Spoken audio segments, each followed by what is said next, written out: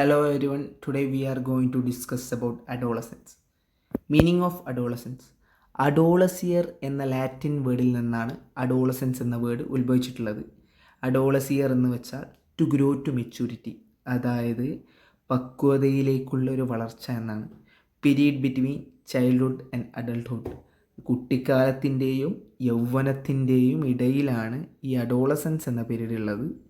Marks beginning of puberty and end of dependence on childhood, അതായത് കുട്ടിക്കാലത്തിലെ നമ്മൾ പല കാര്യങ്ങളിലും നമ്മൾ വീട്ടുകാരെ ആയാലും മറ്റുള്ളവരെ ആയാലും ഡിപ്പെൻഡ് ചെയ്യും. അത് ഈ അഡോളസൻസ് പീരീഡിലേക്ക് എത്തുമ്പോൾ അതിൽ നിന്ന് മാറ്റം വന്ന് നമ്മൾ കൂടുതൽ ഇൻഡിപെൻഡൻ്റ് ആവുകയും നമുക്ക് മറ്റ് കാര്യങ്ങൾ മനസ്സിലാവുകയും ചെയ്യുന്നു.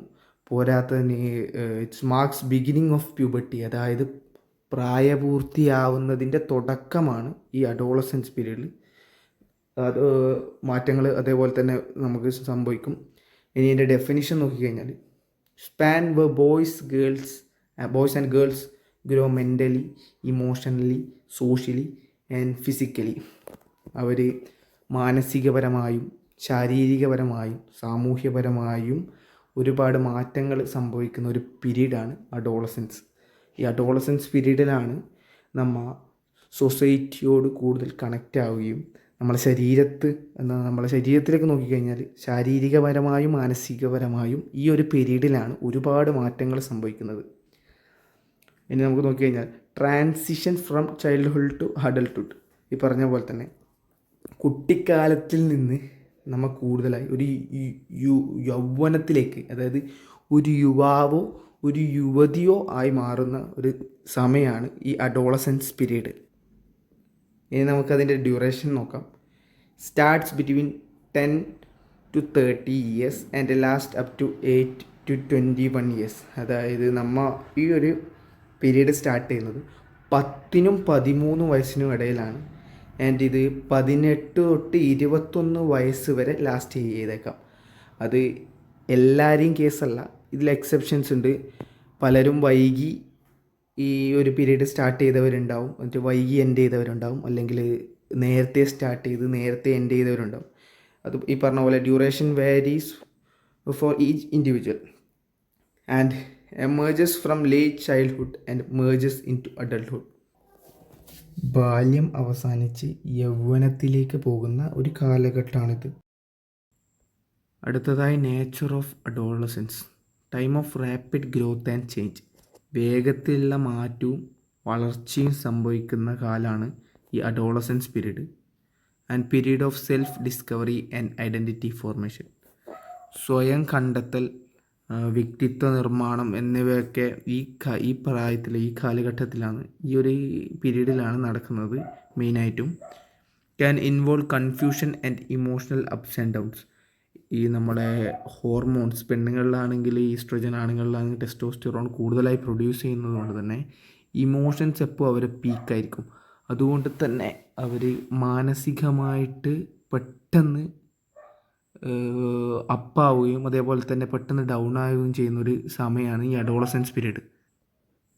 ഈ ഒരു സമയത്ത് അധികമായിട്ട് കാണുന്നതാണ് മൂഡ് സ്വിങ്സും കാര്യങ്ങളെല്ലാം. അടുത്തതായി നോക്കിയാൽ ഫേമസ് വ്യൂസ്. സ്റ്റാൻലി ഹാള് എന്ന പ്രശസ്ത സൈക്കോളജിസ്റ്റ് പറഞ്ഞിരിക്കുന്നത് സ്റ്റോം ആൻഡ് സ്ട്രെസ് പീരീഡാണ്. ഈ പറഞ്ഞ പോലെ തന്നെ ഹോർമോൺസ് ഹൈ ആയതുകൊണ്ട് തന്നെ ഈ ഒരു പ്രായത്തിൽ കുട്ടികൾ എന്താണ് പ്രതികരിക്കുക, എപ്പോഴാണ് എന്തിനൊക്കെയാണ് പ്രതികരിക്കുക എന്ന് പറയാൻ കഴിയില്ല. പെട്ടെന്നായിരിക്കും അവരെ സ്വഭാവത്തിൽ മാറ്റം വരൽ. അവർ പെട്ടെന്ന് പൊട്ടിത്തെറിക്കും, പെട്ടെന്ന് സൈലൻ്റ് ആവും. അതുകൊണ്ട് തന്നെയാണ് ഇതിനെ സ്റ്റോം ആൻഡ് സ്ട്രെസ് പീരീഡ് എന്ന് വിളിക്കുന്നത്. മറ്റൊരു സൈക്കോളജിസ്റ്റായ ഹോളിംഗ്വേർത്ത് പറഞ്ഞിരിക്കുന്നത് ടെമ്പററി ഇൻസാനിറ്റി. പറഞ്ഞതുപോലെ തന്നെ ഹോർമോൺസും മറ്റ് കാര്യങ്ങളും ഹൈ ആയതുകൊണ്ട് തന്നെ ഈ ഒരു കാലം നമ്മളെ ഈ അഡോളസൻസ് പീരീഡിലുള്ളവരെ പ്രെഡിക്റ്റ് ചെയ്യാൻ പറ്റില്ല. അവരെന്ത് ചെയ്യും, എങ്ങനെ ചെയ്യും, ഏതെല്ലാം രീതിയിൽ പ്രതികരിക്കുന്നൊന്നും അറിയാത്തത് കൊണ്ട് തന്നെ ഈ ഒരു സമയത്തിന് ടെമ്പററി ഇൻസാനിറ്റി എന്നാണ് ഹോളിംഗ്വേർത്ത് വിളിച്ചിരിക്കുന്നത്. മറ്റു സൈക്കോളജിസ്റ്റുകളാവട്ടെ അവർ ഇമോഷണൽ ആൻഡ് മെൻ്റൽ ചേഞ്ചസിനെ കുറിച്ചിട്ട് ഇതിൽ പറയുന്നുണ്ട്. അവരെ ഇമോഷൻസ് വളരെ ഹൈ ആയി നിൽക്കും, അതേസമയം ചില സമയത്ത് വളരെ ലോ ആയി നിൽക്കും. ഓരോരോ വ്യക്തികളിൽ ഓരോരോ രീതിയിലാണ് അത് പ്രവർത്തിക്കൽ. അത് പെട്ടെന്ന് ദേഷ്യപ്പെടാം, പെട്ടെന്ന് സന്തോഷിക്കാം, അങ്ങനെ മെൻ്റലും ഇമോഷണലുമായ കാര്യങ്ങൾ ഒന്നും പ്രെഡിക്റ്റ് ചെയ്യാൻ പറ്റാത്ത സമയമാണ് ഈ അഡോളസൻസ് പീരീഡ്. അടുത്തേക്ക് നമുക്ക് കൺക്ലൂഷനിലേക്ക് എത്താം. Bridge between childhood and adulthood. ഈ പറഞ്ഞ പോലെ തന്നെ കുട്ടിക്കാലത്തിൻ്റെയും പിന്നെ യുവത്വത്തിൻ്റെയും നടുവിലാണ് ഈ ഒരു അഡോളസൻസ് പീരീഡ് ഉള്ളത്. അതിനെ രണ്ടിനും കണക്റ്റ് ചെയ്യുന്ന ഒരു പീരീഡായിട്ട് നമുക്ക് അഡോളസൻറ്റ് പീരീഡിനെ നമുക്ക് കണക്കാക്കാം. Natural and essential stage of growth. അത് നമ്മളെ സ്വാഭാവികമായി നടക്കുന്നതും പറഞ്ഞ പോലെ എസെൻഷ്യലുമായ അത്യാവശ്യവുമായ ഒരു സ്റ്റേജാണ്. വളർച്ചയ്ക്ക് അത്യാവശ്യവുമായ സ്റ്റേജാണ് ഈ അഡോളസൻസ് പീരീഡ് എന്ന് പറയുന്നത്. With guidance it become a beautiful phase of life.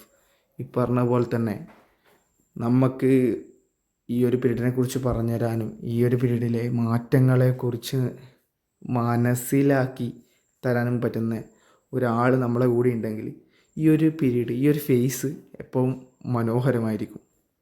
Thank you.